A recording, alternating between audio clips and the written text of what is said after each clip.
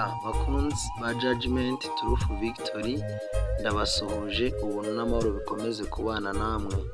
Mbahaye ikaze rero kandi mbifurije amahirwe mu byo mukora byose. Uyu mwanya wa Soma Bibiliya mbahaye ikaze kandi nifuza ko turushaho gusobanukirwa kandi tukajya mu bukristo nyabwo tubuzi kandi twifuza guhindurwa n'ijambo ry'Imana. Uyu munsi nababwiye yuko tuzajya dukoresha Bibiliya eshatu: Bibiliya yera, Bibiliya ntagatifu ndetse na Bibiliya y'Icyongereza yitwa Holy Bible King James Version.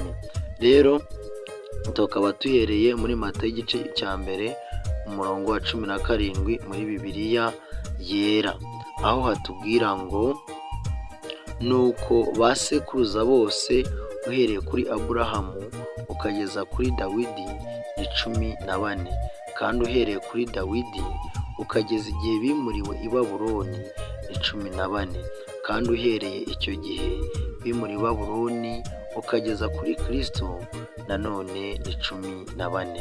Urumva rero harimo ibisekuru bitatu, kuva kuri Aburahamu kugera kuri Dawidi, ndetse no kuva kuri Dawidi kugeza bajyanwa i Babuloni, no kuva i Babuloni bakajyanwa kugeza kuri Kristo. Bivuze ngo ubwo ni ibisekuru 14 inshuro eshatu.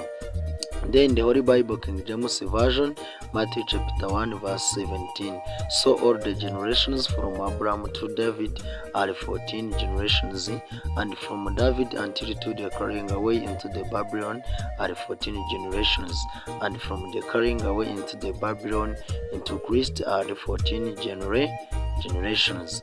So thank you, and I invite you to subscribe, share, and any comment you can add or any question you can ask in the comment, and I will respond to you.